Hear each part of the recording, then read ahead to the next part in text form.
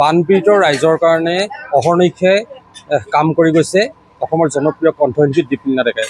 আৰু এই মুহূৰ্তত তেওঁ যিহেতু নাজিৰাৰ বামুণপুখুৰী অঞ্চলত আছে, আমি কথা পাতিব চেষ্টা কৰিম, তেওঁৰ সৈতে আমি কথা পাতিব চেষ্টা কৰিম। বাইদেউ, যিহেতু দেখা গৈছে আপুনি বানপীড়িত ৰাইজৰ বাবে আপুনি অহৰ্নিশে ইমান কষ্ট কৰিছে, নাজিৰাৰ বিভিন্ন অঞ্চলত আমি দেখিছোঁ এইকেইদিন, কি ক'ব? কি ক'ম আৰু, কিবা এটা মোৰ যিটো সৰুৰ পৰা সপোন আছিলে সেই সপোনটো পূৰা হোৱা দেখিছোঁ, যে ৰাইজক সহায় কৰিব পাৰিছোঁ। মই ভগৱানৰ ওচৰত বহুত ধন্যবাদ জনাওঁ যে মোক সেই মাধ্যমটো দিছে। তাৰমানে সেই মাধ্যমটো মই পাইছোঁ। 10 বছৰ যি কাম কৰিলোঁ, মানুহে মোক চিনি পালে, বিশ্বাস কৰিলে। বিশ্বাসটো আটাইতকৈ ডাঙৰ কথা। ভাল পাব পাৰে, কিন্তু মানুহ কাৰোবাক বিশ্বাস নকৰিব পাৰে। মানুহে বিশ্বাস কৰিছে। বিশ্বাসটো ৰাখিবৰ কাৰণে এতিয়া প্ৰায় এমাহে আমি ইয়াত আছোঁ, আৰু যিটো মিছন লৈছোঁ, যিটো কৰিম বুলি ৰাইজক কথা দিছোঁ, সেই কথাটো ৰাখিবলৈ যত্ন কৰি আছোঁ। আৰু আপুনি দেখিছোঁ আপুনি বিভিন্ন বানপীড়িত ৰাইজৰ কাৰণে আপুনি ঘৰ বনাই দিছে। এতিয়ালৈকে বৰ্তমান কিমান ঘৰ বনাইছে? আমিতো 100টা এতিয়া বৰ্তমান 100টা আমি মিছন কৰিছোঁ। বৰ্তমান আমাৰ প্ৰায় ইয়াতে কালি চাগে 4টামান হ'ল, আৰু দৰিকাত 2খন ঘৰ হৈ আছে। তাৰপিছত শিমলুগুৰিত এগৰাকী পেচেণ্ট আছে, তেওঁ এতিয়া পেচেণ্ট এগৰাকী ঘৰটো ভাঙি গ'ল। তেনেকৈ কেইবাটাও ঠাইত বনি আছে, গতিকে প্ৰায় আমাৰ 10খনমান হৈ গ'ল।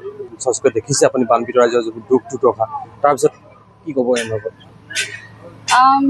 কি ক'ম, মানে ৰাইজৰ যি দুৰ্দশা হৈছে সেইটোতো মই নতুনকৈ ক'ব নালাগে। মোৰ আটাইতকৈ বেছি বেয়া লাগে এইকাৰণে, কাৰণ যিখন ঠাইত যিটো অঞ্চলবোৰত হৈছে, যিমানকেইখন অঞ্চলত হৈছে, সেই মানুহখিনিয়ে কেতিয়াও পানী দেখা নাছিলে আৰু নেজানে যে কেনেকৈ পানীৰ পৰা বাচিব লাগে। গতিকে সেইকাৰণে বেছি অসুবিধা হৈছে মানুহখিনিৰ, আৰু সেইকাৰণে চাগে ক্ষতিগ্ৰস্ত বেছি হৈছে মানুহখিনি হওক, বা এতিয়া ঘৰ বাৰী উটি গ'ল, খেতি বাৰী ধ্বংস হৈ গ'ল, ল'ৰা ছোৱালী কিতাপ পত্ৰ গুচি গ'ল, জীৱিকা গুচি গ'ল, গৰু ছাগলী মৰি গ'ল। গতিকে এটা বিৰাট সাংঘাতিক এটা বিপদ নামিছে, তাৰমানে শিৱসাগৰ, নাজিৰা। মই ভাবোঁ যে এতিয়া আমি প্ৰায় 20 দিন ধৰি ইয়াতে ঘূৰি ফুৰিছোঁ।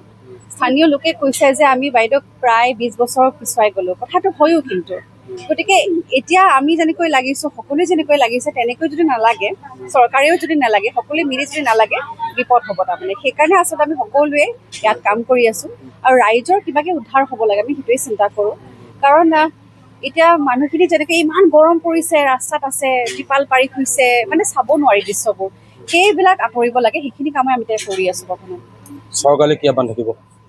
চৰকাৰলৈ মই আহ্বান এইটোৱে কৰিম যে আমি যিবোৰ দৃশ্য দেখিছোঁ, বৰ্তমান ঘূৰি যিবোৰ দৃশ্য দেখিছোঁ, প্ৰায় 20 দিন ধৰি আমি গোটেই অঞ্চলবোৰ ঘূৰিছোঁ, সেই দৃশ্যবোৰ তেওঁলোকেও চাওক, চাই মেলি তাক কেনেকৈ প্ৰয়োজন হয় তেনেকৈ ডেমেজ এছেছমেণ্ট কৰক। প্ৰথমে ডেমেজ এছেছমেণ্ট হোৱাৰ পাছত যেতিয়া গম পাব যে ক'ত কি ক্ষতি হৈছে, তেনেকৈ কাম কৰিব। কাৰণ কি আমাতকৈ 100 গুণ বেছি তেওঁলোকৰ পাৱাৰ আৰু পইচা আছে, গতিকে তেওঁলোকে সেইধৰণে কাম কৰিব বুলি আমি আশা কৰিছোঁ।